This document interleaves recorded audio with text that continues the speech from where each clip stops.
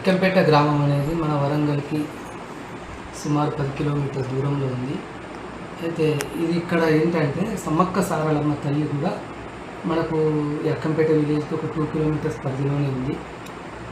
అయితే రామాలయం గత 40 సంవత్సరాల క్రితం నిర్మించినటువంటి ఎకరం 10 గుంటల్లో నిర్మాణం జరిగింది. చుట్టూ విలేజ్లు దాదాపు సుమారు 3000 మంది వరకు ఈ శ్రీరామనవమి కార్యక్రమాలు ఇక్కడ విజయవంతంగా నిర్వహిస్తున్నారు. అయితే ఇందులో భాగంగా మనకు చుట్టూ పరిసర ప్రదేశాల్లో కూడా శివాలయం అనేది ఇక్కడ చాలా అరుదుగా ఉంది కాబట్టి ఇందులోనే శివాలయం నిర్మాణం చేయాలనే సంకల్పంతో మన ఊరు పెద్దలు, సర్పంచ్ గారు వారందరూ కూడా నా దగ్గరికి రావడం జరిగింది. వస్తే శివాలయం ముందర పెడదాం, కంపల్సరీ కార్యక్రమాలు అనేవి చేయాలి, ఇక్కడ మనం కొంచెం ఫండ్ ఉంది అని అంటే దానికి కూడా నేను 100% చేద్దామని వారికి సహకరించడం జరిగింది. అయితే దానికి ఎలా ఉంటుంది ఏందనేది దాదాపు సుమారు 8-9 నెలల కింద ప్రాసెస్ మేము అనుకున్నాము. దానిలో భాగంగా ఎక్కడైనా ఈ శివలింగం అనేది కామన్గా అన్ని అంటే కాకతీయుల కాలం నాటి శివలింగాలు ఎన్నో ఉన్నాయి. మా అక్కంపేట గ్రామంలో స్పెషలైజేషన్ ఉండాలి. చుట్టూ ఉన్న ప్రదేశాల్లో ఎక్కడ కూడా ఒక తెలంగాణలోనే మా యొక్క అక్కంపేట విలేజ్ అనేది అద్భుతంగా తీసుకురావాలనే కాన్సెప్ట్ను తీసుకురావడం జరిగింది. దానిలో భాగంగా నాకు పూర్వ అనుభవం, కాశీ అనుభవం ఉంది.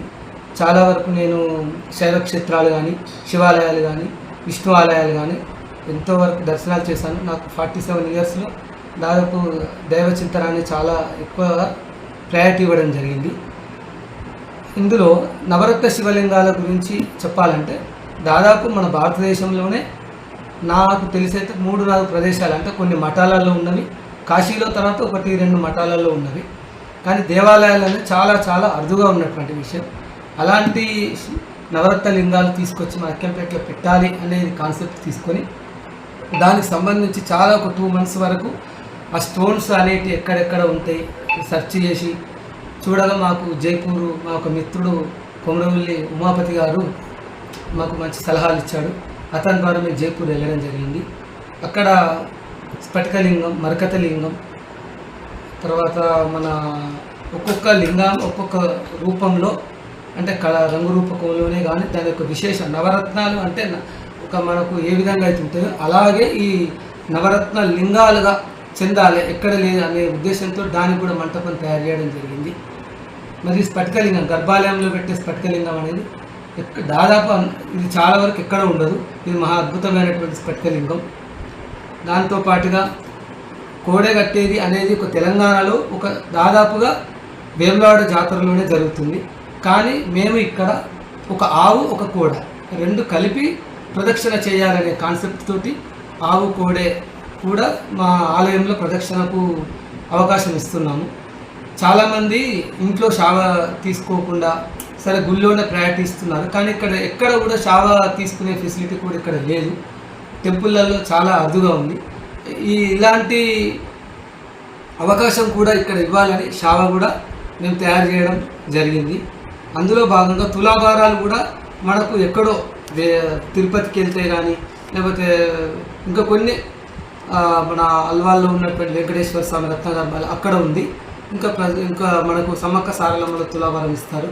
అయితే చాలా వేములవాడలో కూడా తులాభారం ఇస్తున్నారు. అయితే మన దగ్గర కూడా తులాభారం చిన్న చిన్న టెంపుల్స్లో లేదు కాబట్టి తులాభార కార్యక్రమాన్ని కూడా మేము ఇక్కడ ఏర్పాటు చేయడం జరిగింది. మరి ఇందులో భాగంగా అయ్యగారు ఎక్కడ కూడా అయ్యగారికి నివాస యోగ్యం అనేది ఉండదు దరిదాపులో, కానీ మేము అయ్యగారికి కూడా ఇక్కడ ఇల్లు కట్టడం జరిగింది. వారి ఫ్యామిలీతోటి ఇక్కడ ఉండేటట్టుగా వాళ్ళకి అన్ని వసతులు మేము ఇక్కడ ఏర్పాటు చేయడం జరిగింది. 24 hours భక్తులకి ఎలాంటి అసౌకర్యాలు ఉండకుండా వాళ్ళు ఎల్లప్పుడూ కూడా వచ్చినా కూడా దైవ దర్శనాలు శివునికి సంబంధించిన అభిషేక కార్యక్రమాలే కావచ్చు, రాముల వారికి చేసుకునేటువంటి అర్చన కార్యక్రమాలే కావచ్చు, ఏవైనా కూడా ఇక్కడ ఉండాలనే ఉద్దేశంతో ఇక్కడ అయ్యగారిని కూడా మేము ఎల్లప్పుడూ కూడా ఇల్లు కట్టడం కారణం దానికే మేము సంకల్పించుకోవడం జరిగింది. ఇంకా ఇందులో మేము చేయదలుచుకునేది ఏంటంటే రాబోయే రోజుల్లో ఇప్పుడు ఎవరైతే చాలామంది ఇందులో మొదటిగా ధన్యవాదాలు చెప్పుకోవాల్సినటువంటి విషయం ఏంటంటే దాతలు మాకు చాలామంది వచ్చారు. వాళ్ళందరికీ పేరున హృదయపూర్వక ధన్యవాదములు. వారు ఎందుకంటే చాలా వరకు మేము ఎక్కడెక్కడికైతే వెళ్ళామో ఎక్కడ కూడా మా యొక్క సబ్జెక్ట్ విని సరే వాళ్ళ దృష్టిలో రూపాయి ఇద్దాం అని ఉంటే మా సబ్జెక్ట్ విన్న తర్వాత 10 నుంచి 100 రూపాయలు ఇవ్వడం జరిగింది. కొంతమంది దాతలు ఇంకా వాళ్ళకి చాలా అప్రిషియేట్ చేయవచ్చు. మేము పెట్టే గ్రూప్లో మెసేజ్లు చూసి వాళ్ళంతటా వాళ్ళు ఫోన్ చేసి మాకు మేము ఇది ఇస్తాం, మాకు ఏమైనా అవకాశం ఉందా అని అడగడం జరిగింది. అందులో కూడా వాళ్ళు పోటీ పడడం జరిగింది. అమెరికా నుంచి కూడా మాకు ఫండ్స్ వచ్చాయి. అంటే దాదాపుగా అంటే వస్తురూపకంగా ధనరూపకంగా ఇవ్వడం జరిగింది. ఈ వస్తురూపకంగా కూడా మాకు కొంతమంది దర్వాజాలు అడిగారు, గ్రానైట్ అడిగారు, కొంతమంది కరెంటు కానీ ప్లంబింగ్ కానీ తర్వాత కలర్స్ కానీ ఇలా ఒక్కొక్కటి వస్తురూపకంగా అడిగారు. దానికి అందరూ కూడా కోఆపరేట్ మాకు సరౌండింగ్స్లో ఉన్నటువంటి రెడీమిక్స్ ప్లాంట్స్ వాళ్ళు ఉన్నారు, ఇటుక బట్టీల వాళ్ళు ఉన్నారు. అంటే మృగశిర నక్షత్రంలో సోమవారం రోజున ఈ రోజు వరకు తాను ఇచ్చిన సలహా మేరకు అన్ని విధాలుగా మాకు కలిసి రావడం జరిగింది. ఇప్పటి వరకు ఊళ్ళో ఉన్నటువంటి గ్రామ పెద్దలే కావచ్చు, గ్రామ ప్రజలే కావచ్చు, నిర్మాణం పూర్తి దశకు చేరుకుంది. ఓం నమ శివాయ. జై శ్రీరామ్.